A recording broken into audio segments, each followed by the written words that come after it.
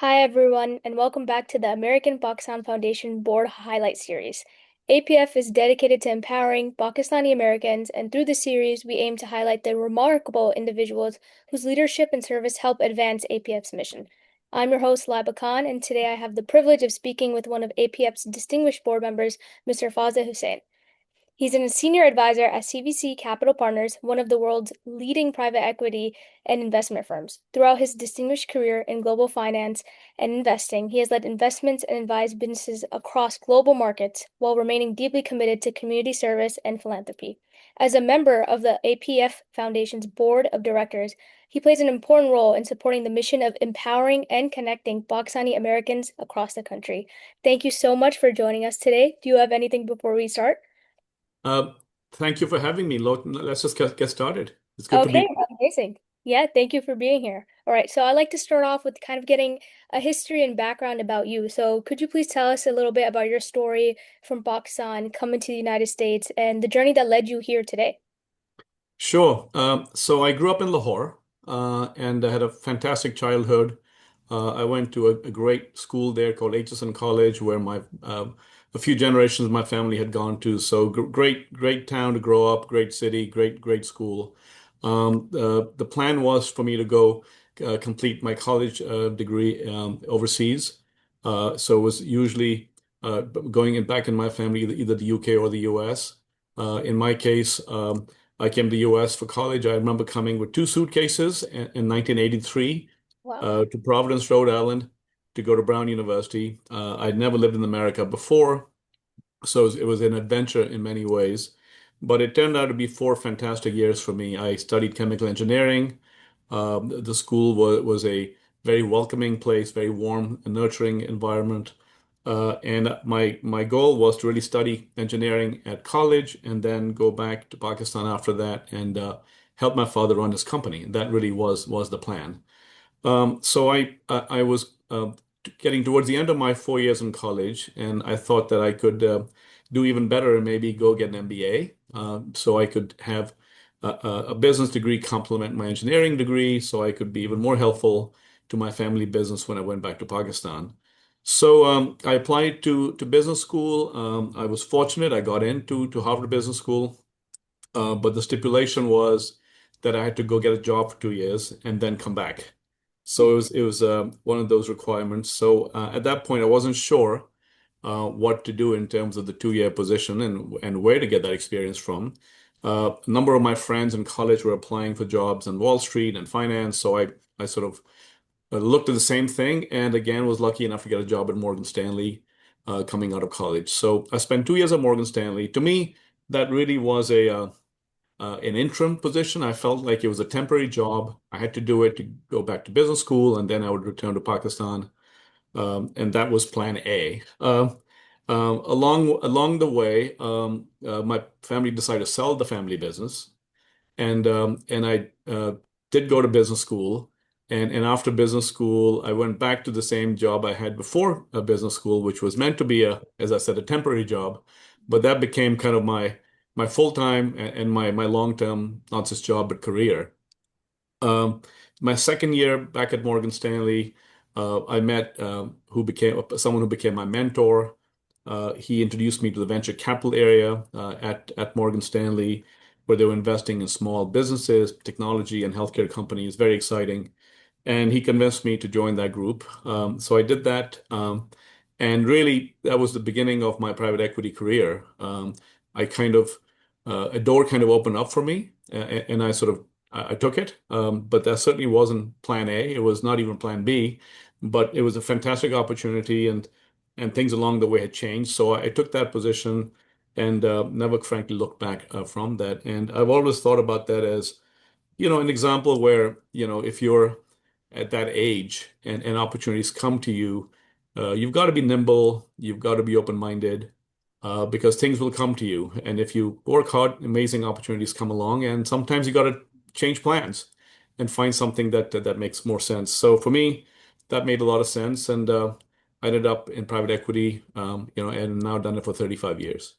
Wow, that's an incredible journey. I mean, going from Lahore and Atchison to Rhode Island, out of all places, too, that's such a big jump, and chemical engineering as well. So, and then Morgan Stanley. I think that's a wow, like an incredible journey, and not just luck, but also to show like your achievements and hard work. So kudos to you. And I think an important lesson from that is also it's not always a path you envision or plan for yourself, and you kind of, like you said, you have to be nimble and go with the punches and go with the flow. So that's incredible. I think you also mentioned a mentor, and so I want to kind of do a follow-up, and if you could talk a little bit more about how you found this mentor and what they meant to you, and then how you take that and become a mentor yourself. Yeah, no, I think it's a very important life lesson. I feel like you have to seek out your mentors in life. People that can open doors for you, people who actually think about you, people that uh, care about your development as a person. In my case, it was somewhat luck that I came across this individual, and to this day, I'm in touch with him. I mean, he opened some doors for me and showed me, taught me a few things about the business, and ultimately, I spent many years working, initially for him and then as a partner with him. Um, so I think one of the lessons there is that it's kind of the onus is really on the individual to find mentors in life. It was interesting. Somebody that used to work for me many years ago came to me once and said he would like to build a personal board and he'd like me to be on his personal board. And I'd never heard that before. And what he was doing was he was developing a board of mentors for himself. Oh. And from different walks of life. So people that had different experiences, different backgrounds. And his view was that would help him in life if he had a board of his own mentors. So I'd never heard of that before. I was flattered, obviously. I said absolutely anything I can do to help. And to this day, he's now, that was 20 years ago now, he's in his 40s and has children and happily married and running a great business. But I thought that was very interesting and kind of encouraging that a young person would go out of his way and seek someone and say, I need your help. Can you please find it in you to help me out as I go through life? And most people are flattered when they hear that. They want to be they take ownership of that. So I do think the advice is to go out of your way and find mentors every step of the way. Okay. I think that's a piece of advice I'll definitely be taking. I think in the era of like LinkedIn and cold emailing, I think often we're a bit scared to reach out because we don't want to be like, oh, this is a burden or things like that. So it's refreshing to hear that people usually want to help and it feels good to help, but you have to seek them out. They don't just really come to you. So that's a nice piece of advice. I do want to talk a little bit about how that kind of going back to that shift. So you said you went from chemical engineering, which very hard major, I assume, and then you went into finance. So, what initially drew you into the world of investing in private equity? Was it because your friends were doing it? Did you want something different? Chemical engineering? Like, what was that like? Yeah, initially the reason that they wanted me to work with them was that I had a technical background. Mm. And the technical background they felt would be helpful in evaluating technology companies, healthcare companies. So that was, I guess, why they even spoke with me to begin with. From my perspective, it was very exciting because you think about investing in small companies that are growing, in innovative areas, companies that have great entrepreneurs running them. And as you know, the US is the hotbed of technology innovation. So this was back in the early 90s when, we didn't even have the internet. And there was incredible things going on in development and in innovation. So the chance to go invest in these small companies, help them grow, help them make acquisitions was really kind of exciting for me, especially, being a year out of college. So that's really how I sort of got into it. And along the way, I moved from doing late stage venture capital growth equity investments to middle market leverage buyouts. And then the last 15 years of my life, sort of large scale buyouts. But it's always been in the healthcare sector. So my domain knowledge has stayed the same, has sort of grown in that industry, but has been always in healthcare. But I've done the spectrum of investing from growth equity investing to large cap buyouts. Okay, yeah, that's an interesting progression. And throughout this kind of career progression, are there any values that have kind of remained constant regardless of the role or the industry or the forte that you're in? Yeah, no, absolutely. I think these are all personal things that sort of we all learn about ourselves and what makes us tick. I always felt that it was important for me to respect the entrepreneurs that I worked with. These are people that have put their lives into starting these companies. This was not just a business, this was their life that they were putting into it. So to show them real respect when you were talking about their company was very important. This was not just a transaction. I mean, a lot of my competition would think of this as a transaction. I almost thought of this as as a continuation of what the founder of the company was doing. So I think showing ultimate respect to the people that had started these companies, to me, is a value that I've always had. And I think it's sort of, people will bring that up, that people I've known 30 years will go back and say, you said such and such thing, and we still remember that you respected us. So I think that's been one value that I've continued with. Obviously, integrity and having a strong reputation as a firm and as an individual is super important.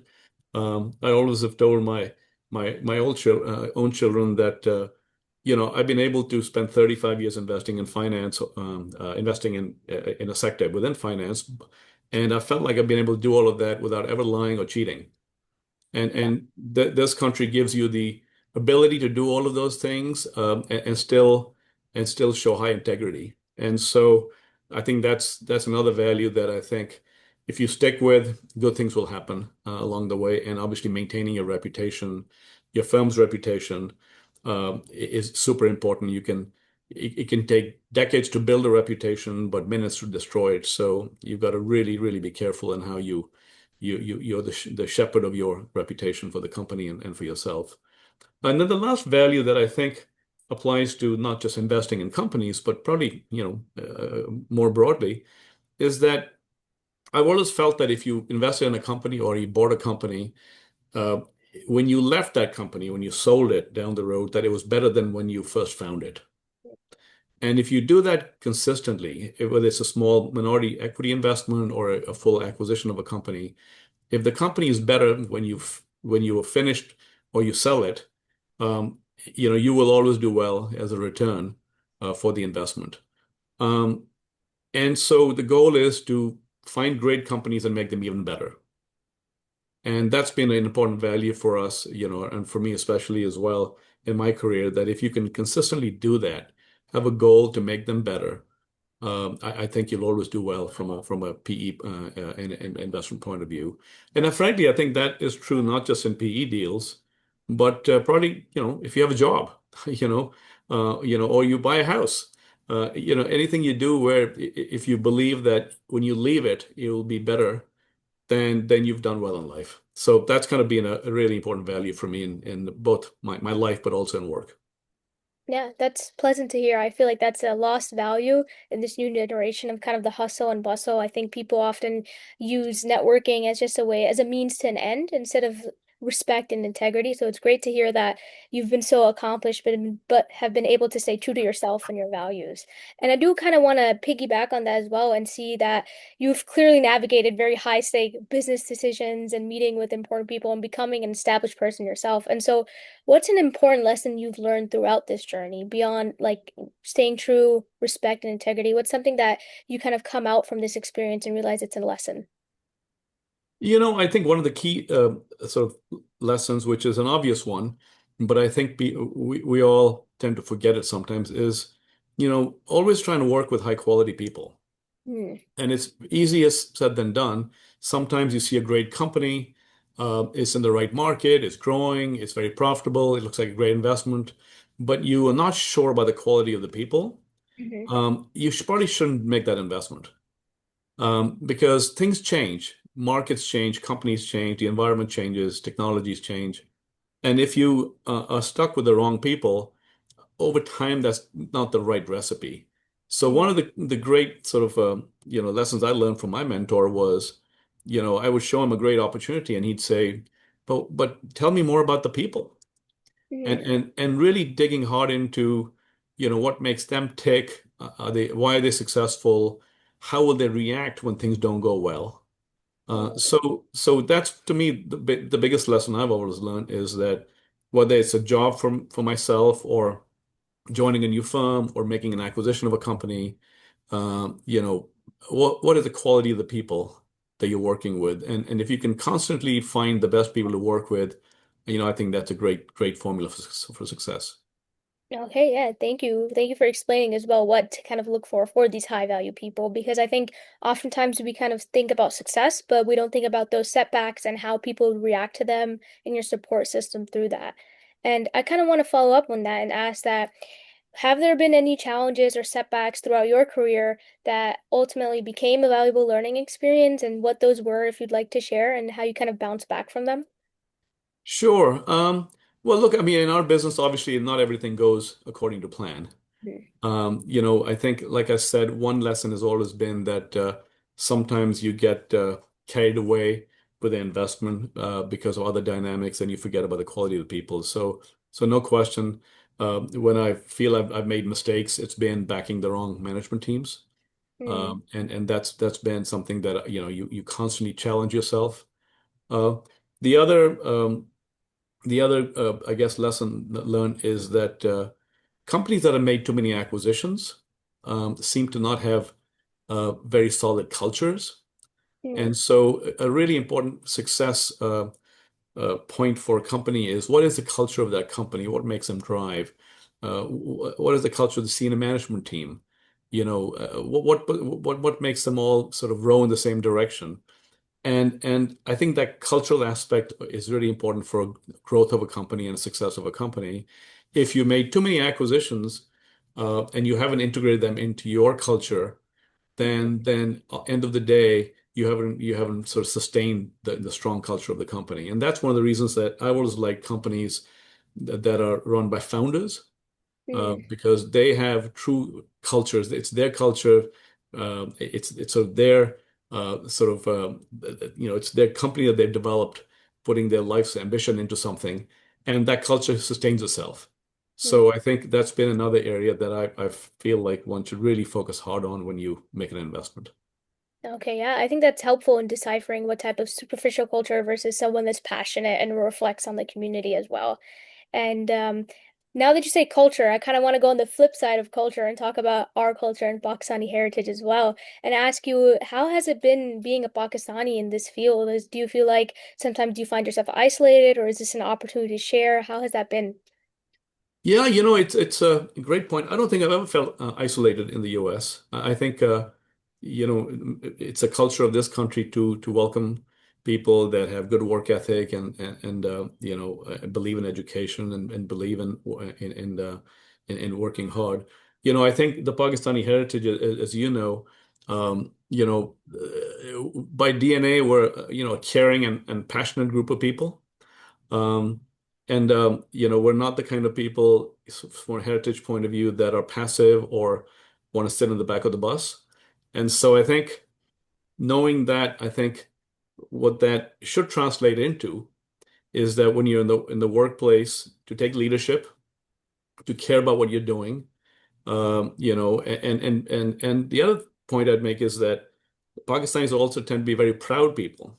Mm, And so, taking real pride in everything you're doing constantly, I think what really means is that, always trying to be the best at what you're doing.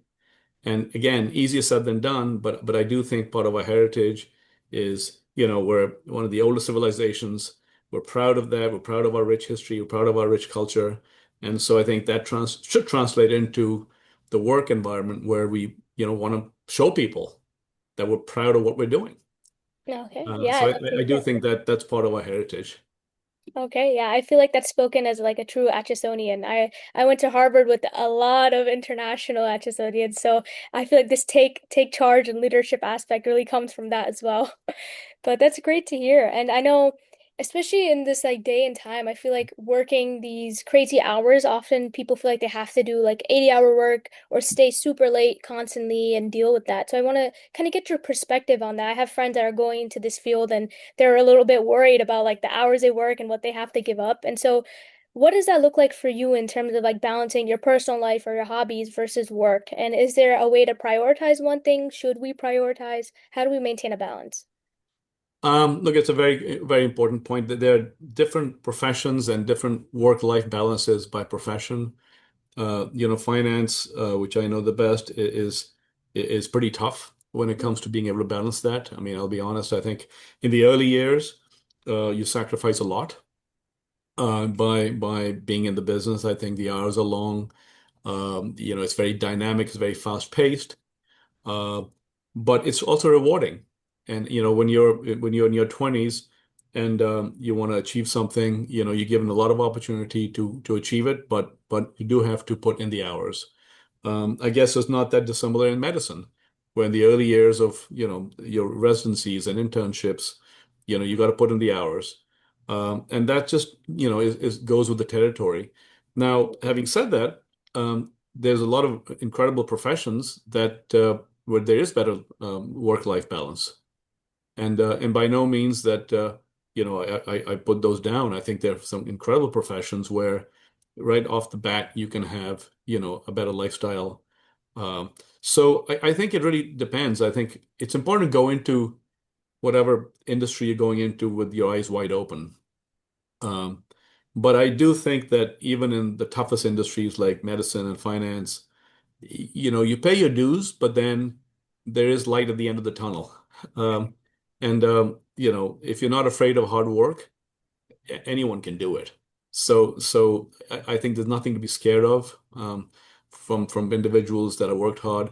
All of us that went to the schools we went to and where we came from, we all worked hard to get here.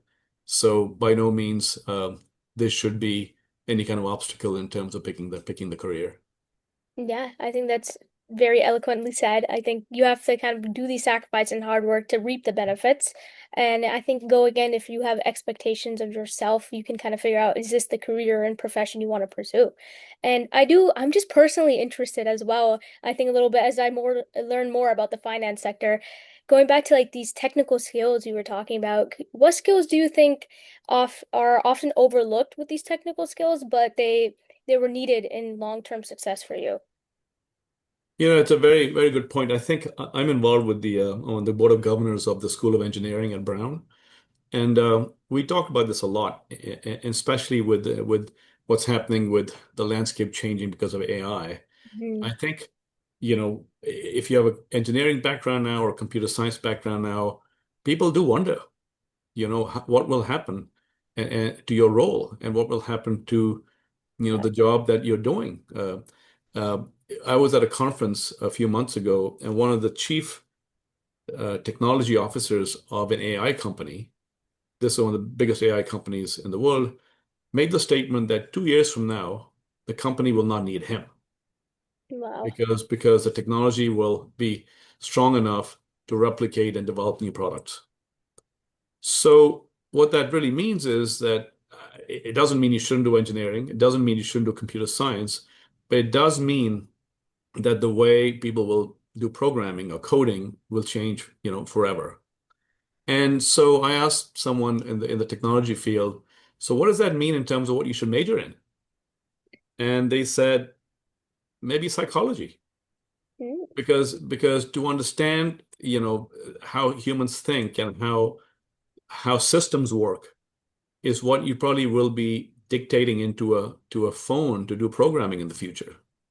So the people skills, and having strong EQ, I think could be as important in developing product and doing coding than having a computer science degree. So I do think that some of the softer skills that, people like us sort of looked down on 30 years ago because they were not truly technical skills, I think are going to be as valuable. I think people skills are going to be very important in this new world. And I just think people have to get out more, meet more people, understand how businesses work, frankly, try and develop better EQ and better common sense. Um, wow. and uh, uh, and again, not easy to prescribe that, but I do think that those will be the kinds of individuals that do well in this AI world that we live in. Yeah, that's a quite interesting perspective. I wasn't expecting that, and it seems like you kind of knew I wanted to ask about AI and the impact. So I wasn't really expecting that sort of EQ and emotional connection and human connection answer. I feel like that's very rare. People tend to often say you need to utilize AI and kind of just go with the flow, and they don't really focus on human connection because that is one thing AI hasn't been able to replace, and that's what goes back to respect and integrity, as you were talking about.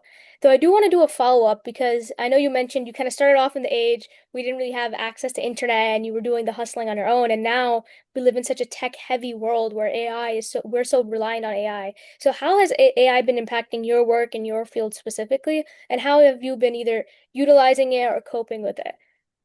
Yeah, I think at this stage, my industry, I think, is dealing with a lot of change, which is healthcare, a lot Hmm. of change in AI.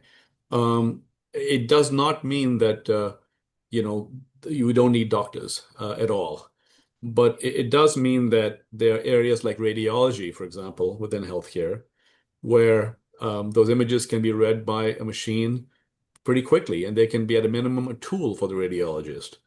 What happens to a radiologist, 10 years from now is questionable, but certainly in the near term, it's a valuable tool for the AI to make them more efficient.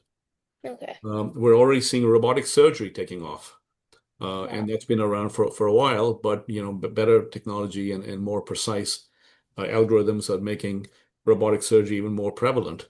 So certainly, in our lifetimes, we're going to see a lot of technology taking over some of these processes, and especially non-procedure related healthcare, Mm. where there's sort of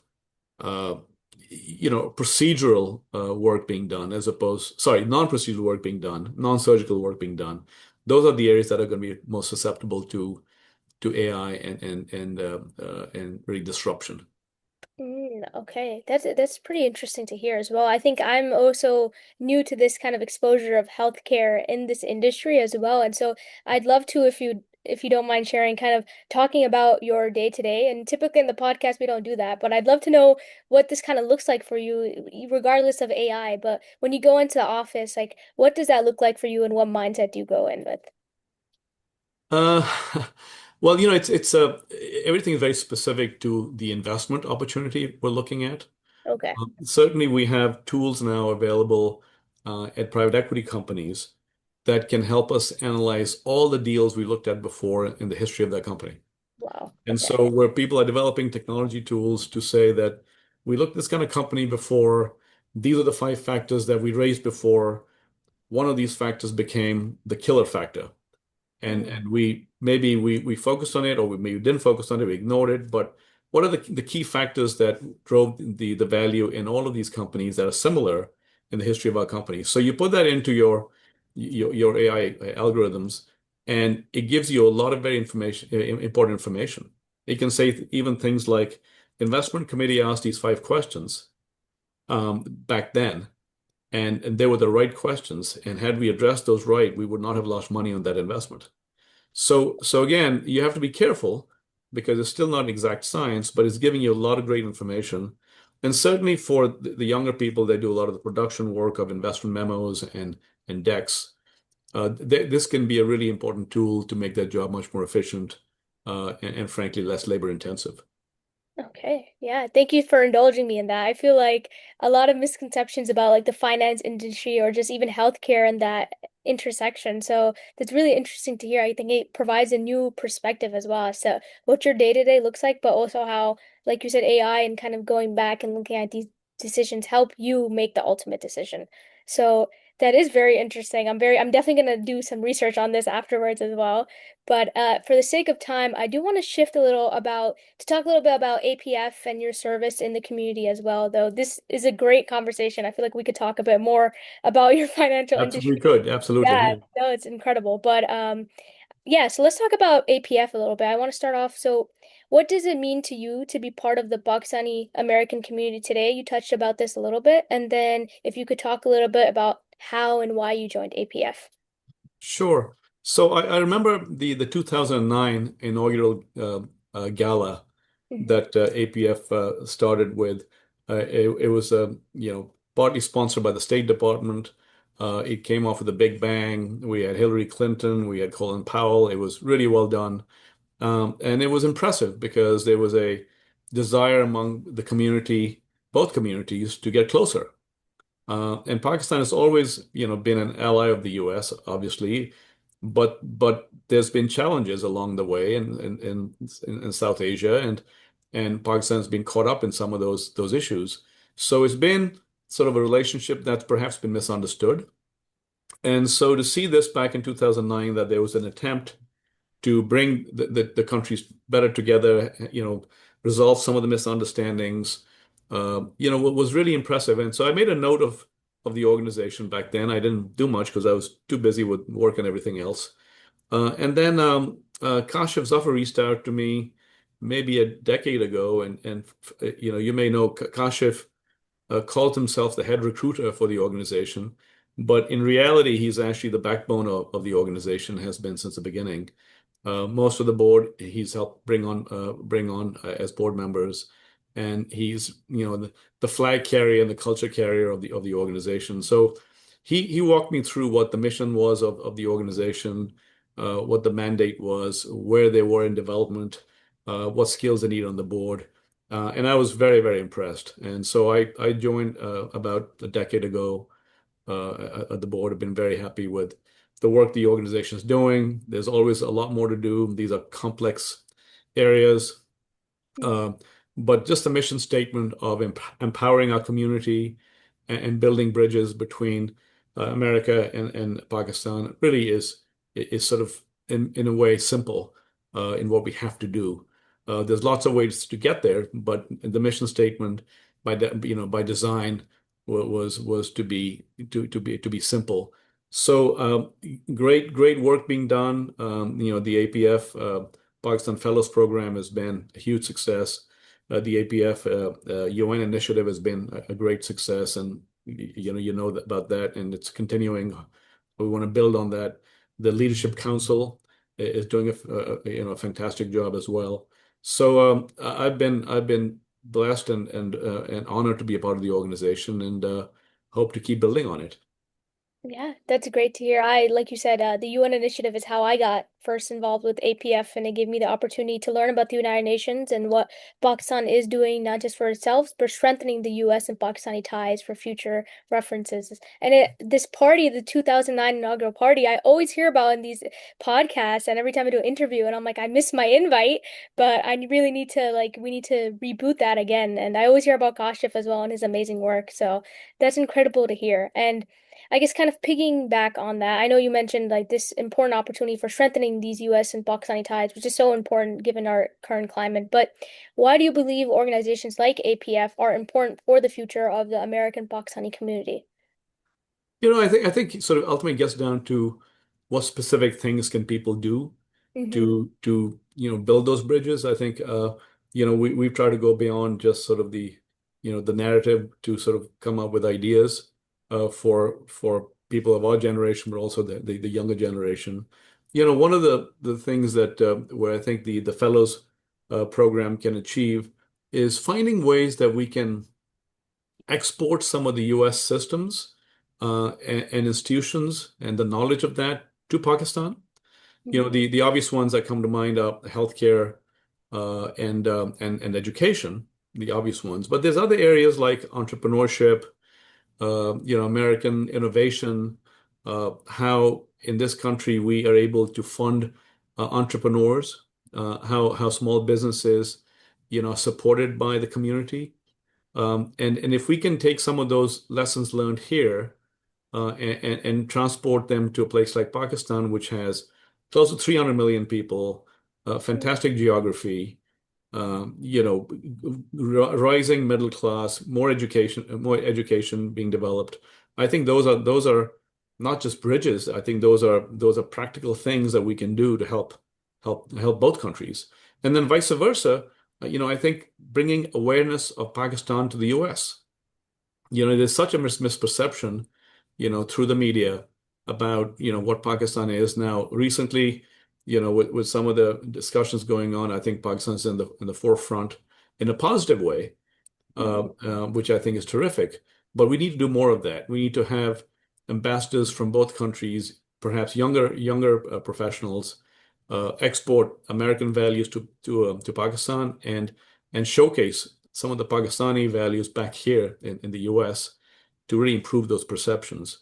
So I do think there's a terrific opportunity here for everyone, and I'd say especially for the next generation, who's in a way more nimble and able to use social media, use technology to really play that sort of transportation of values back and forth. Yeah, absolutely. I completely agree. I think we're in this unique time where, with the new technology we have, but also the way Boxon is now making the front covers and being a kind of peacekeeper in this time, that we can have this emphasis on American entrepreneurship and, like you said, transport it to give Boxon new opportunities and kind of have a regeneration of its own. I think that's great. I worked at the permanent mission for a little bit as well, and I know they really are strengthening their connections, but getting the youth out there to kind of improve these ideas and go back and like investor seed money and things like that, and having those opportunities in Boxon itself would be amazing to hear. So it's great to hear from, someone so established as you, that that's a great mindset to have as well. I do want to talk a bit more about these reflections. So we talked about APF and the mission, what they mean to you, and I kind of want to scope out now and ask, like, you have amazing accomplishments, but is there one that you're the most proud of? It doesn't have to be professionally, it could be personally, but something that you kind of reflect back and are very proud of. I wouldn't say, any one thing because that would be probably too dramatic. But I do think sort of there are moments you look back and say, I'm glad that happened, or I'm glad that went in my direction. I think my parents gave me a great education. I think that was, a important value for them. And I, coming from Pakistan, went to a couple of great universities here in the U.S. And I think that for me, as I look back, and advice I give a lot of people, which is that, if you're an immigrant or even second generation, education is going to be the differentiator. So do more, if err on the side of doing more than less. So that to me was a great factor. Again, I had the good fortune of a door opening up for me in private equity at a very young age.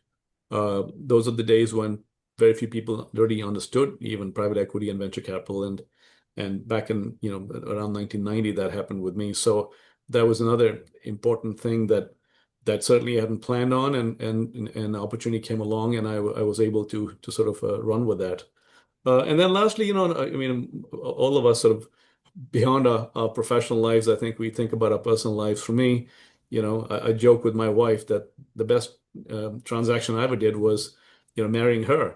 And I think that sort of, for me was, one of the more important moments in my life because, we've been able to build a family and a great ecosystem around us. And that in the scheme of life is probably more important than anything else you might do. So some of those are the key moments that I think of. Yeah, that's great to hear. And I think kind of following up in this, so what kept you motivated throughout this whole journey and kind of erring on the caution to do more than rather do less? What kept you motivated? I just think you have to be humble, Mhm. and you have to appreciate, when things are going well, and even if things are not going well, you have to appreciate the opportunity you have. And so for me, I was always proud of the fact that I had staked out an industry, and had stuck with it for 30 plus years, and had built some amazing relationships, along the way that kept me going constantly. Um, I also felt in my industry, which is healthcare, there is a double bottom line, which is you can invest in companies, and you can hopefully make a good return, but you're also doing something good, and you're delivering care, providing access to people that don't sometimes have healthcare, and you're improving lives.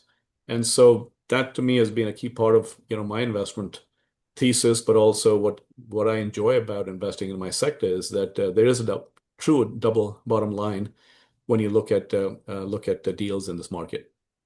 Okay, thank you so much. I feel like throughout this whole podcast, it's been amazing tidbits of not just your industry, but personal advice that's made you so successful. So I do want to end with the question that we ask all our board members. So if you walked into a room full of Pakistani youth today, what is one thing you would tell them to start doing today that could positively shape their future?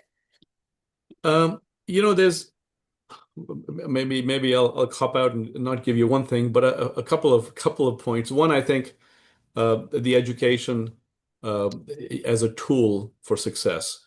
If you're interested in some specialized area, go for it.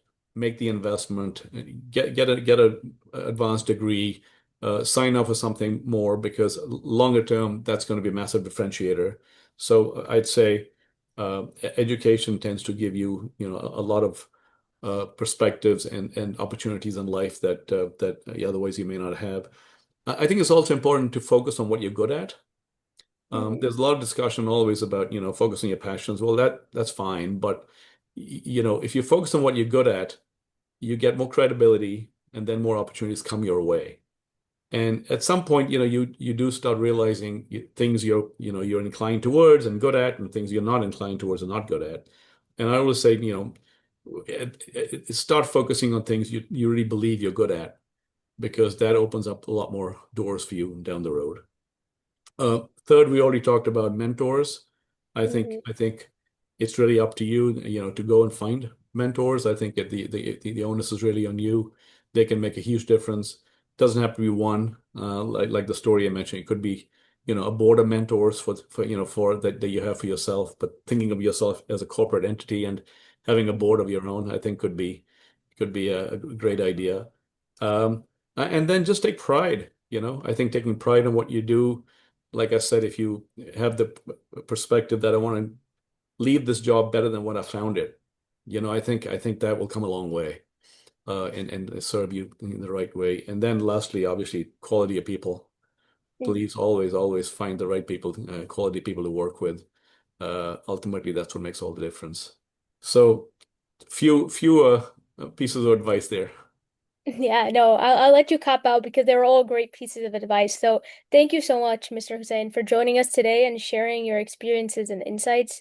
Your reminder that education is one of the most powerful tools for success is truly an inspiring message for us. And also just focusing what you're good at while finding good mentor and quality of people and kind of taking ownership of leaving something better than you found it, I think is truly inspiring. So thank you very much for taking the time out today to talk with me. And thank you to everyone who tuned in. We hope you enjoyed this conversation, and we look forward to seeing you at the next APF Board Highlight Series. Thank you so much.